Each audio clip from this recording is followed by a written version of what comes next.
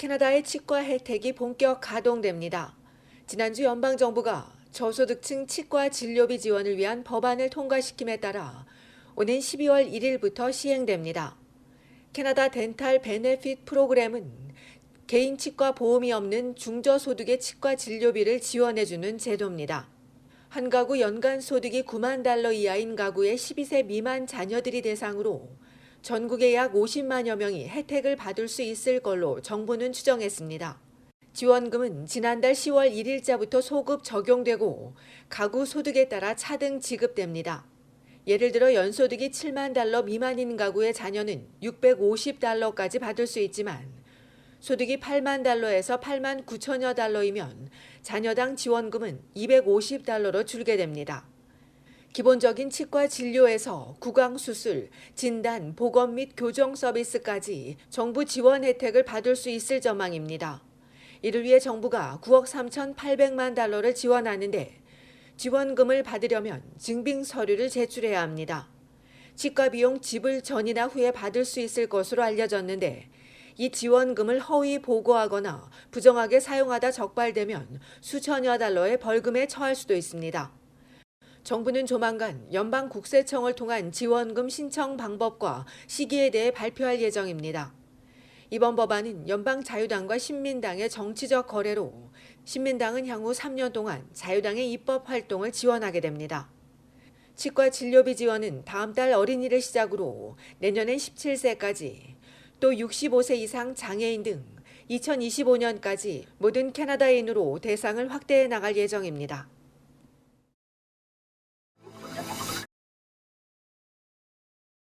어제부터 온타리오주에선 요양원 입주를 기다리며 입원해 있는 시니어 환자가 퇴원을 거부할 경우 하루 400달러를 청구할 수 있습니다.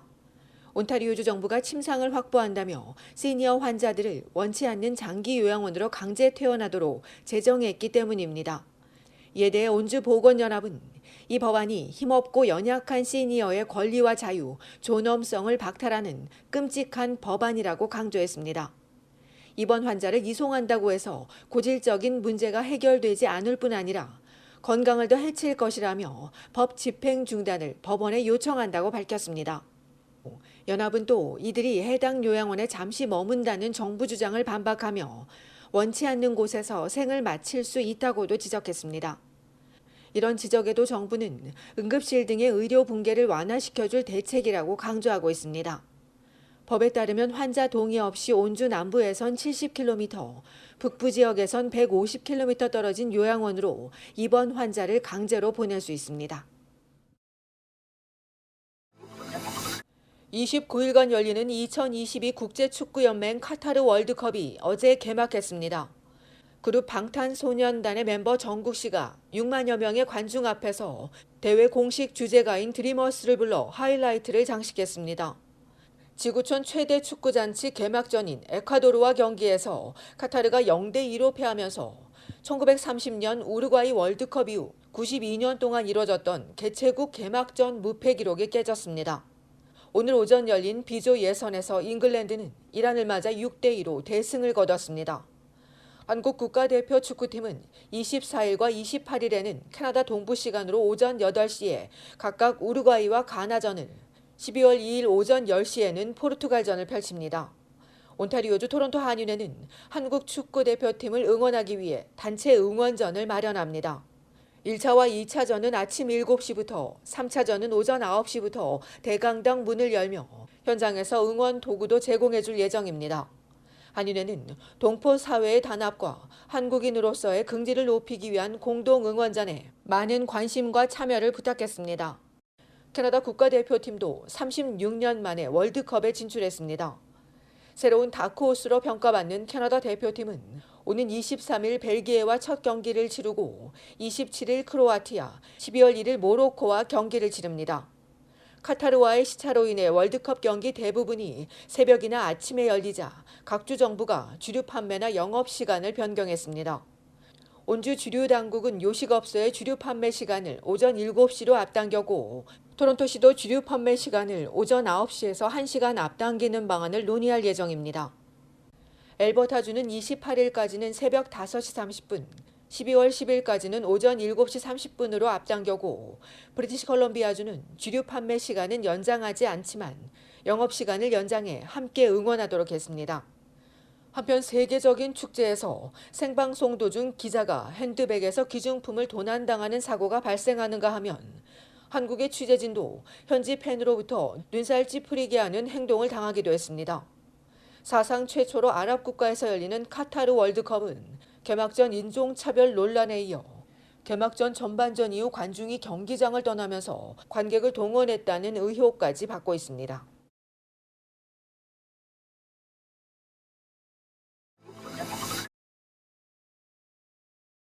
식료품 물가가 2달 연속 10% 이상 뛰었습니다. 야채류 11%, 과일 8.9%, 육류도 5.5% 비싸졌습니다. 특히 마가린은 지난달 40% 오르면서 2달 연속 큰 폭으로 뛰었습니다. 파스타도 45% 급등했고 레터스도 30% 올랐으며 버터 20%, 계란 14%, 커피 13% 등 대부분의 식료품 가격이 상승했습니다. 유제품도 11% 뛰었는데 내년 2월부터 가격을 올린다고 밝혀 유제품 가격이 줄줄이 오를 것으로 예상됩니다. 지난달 식료품 물가는 9월보다는 소폭 낮아졌지만 1년 전에 비해서는 여전히 11% 높은 수준입니다. 2달 연속 식료품 물가가 치솟은 데다 11개월 연속 전체 물가 상승률보다 식료품 물가가 큰 폭으로 오르면서 푸드뱅크나 기관에 의존하는 사람들이 급증하고 있습니다. 식료품보다 주거나 유틸리티 비용을 우선 지출하다 보니 풀타임으로 일해도 식비를 줄일 수밖에 없는 겁니다. 이처럼 서민들의 먹거리 부담이 전혀 줄어들지 않는 데 반해 식품업계는 흑자를 이어가고 있습니다. 최근 연방통계청에 따르면 식료품 물가를 포함한 지난 10월의 물가 상승률은 9월과 같은 6.9%를 기록했습니다. 휘발유 값이 안정화되면서 물가 상승률이 석 달 연속 내려갔지만 가스값이 다시 오르고 모기지 이율에 대한 부담이 가중되면서 하락세가 멈춰섰습니다.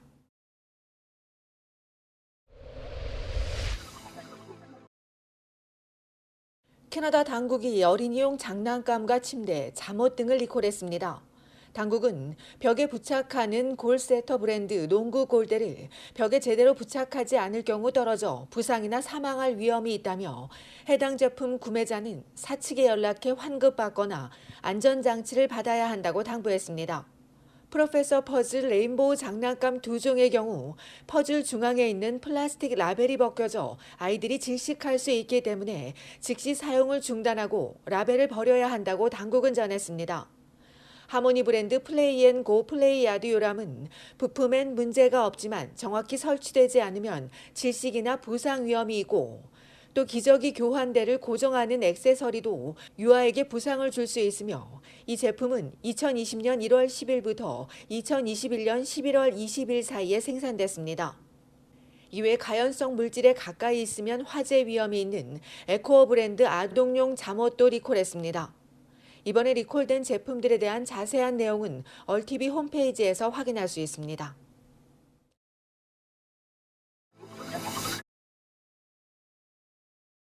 파업을 앞둔 온타리오주 교직원 노조와 정부가 극적으로 잠정 합의함에 따라 오늘 휴교 없이 정상 수업이 진행됐습니다.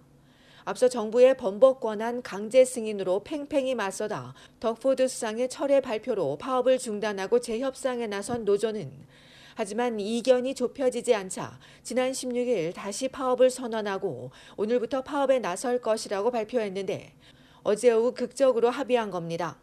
이에 만족을 전한 온주정부와 달리 노조 대표는 여전히 부족하다고 밝힌 가운데 이번 주로 예정된 단체 교섭안에 대한 노조원 찬반 투표 결과에 따라 재협상이 재개될 가능성도 있습니다. 한편 교육청의 휴교 발표로 보육시설 등을 예약했던 학부모들은 어제 다시 정상 수업이 공지되면서 예약을 취소하는 등의 해프닝을 벌여야 했습니다.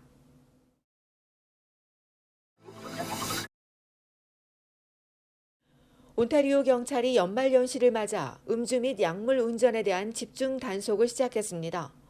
송년 모임이나 술자리가 잦아지는 연말, 음주 사고를 줄이기 위한 연례 프로그램으로 내년 1월 2일까지 곳곳에서 진행되며 이 기간 음주운전이 의심되는 차량을 목격하게 되면 적극적으로 신고해 줄 것을 온주경찰은 요청했습니다. 온주경찰에 따르면 음주 및 약물로 인한 사고로 올 들어서만 51명이 사망했고 지난해 단속 기간에는 1,188명의 음주운전자가 적발되기도 했습니다.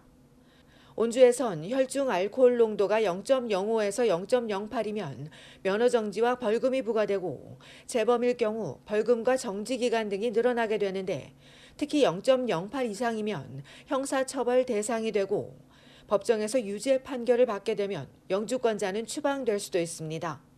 온주경찰은 모임이나 술 약속이 있는 경우 대중교통이나 택시를 이용하고 친구들과 의논해 운전자를 정해야 한다고 강조했습니다.